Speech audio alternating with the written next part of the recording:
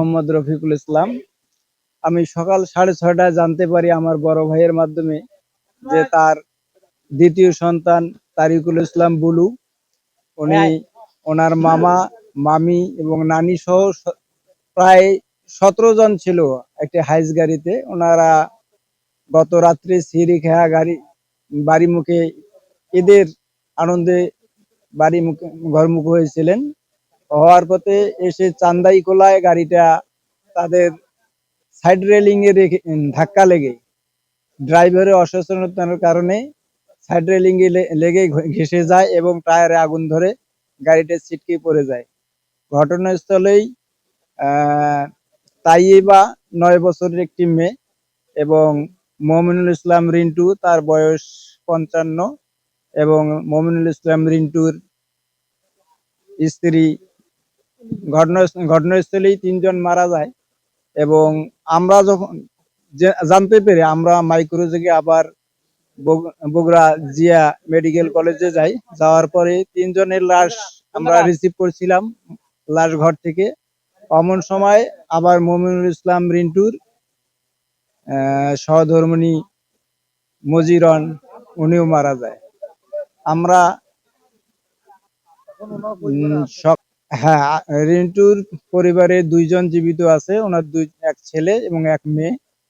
ছেলেটা আছে রাশিয়ায় এবং মেয়েটা তার জামাই ওখানে মেডিকেল অজ্ঞান অবস্থায় অসচেতন আছে। ওনাকে রেখেই আমরা ওই লাশ নিয়ে বিকাল 2টায় ওখান থেকে রওনা হই এবং বাড়িতে এসে 4টার সময় পৌঁছি।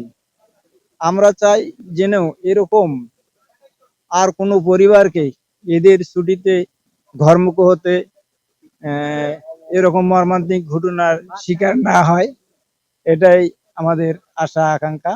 ওনারা ঈদের ছুটিতে খুব আনন্দমুখর ঘরমুখী হওয়ার জন্য হাইয়েস ভাড়া করে ভোর রাতে সিয়ারি খেয়ে ওরা একই ফ্যামিলির সবাই এই হাইয়েসের মধ্যে ওঠে।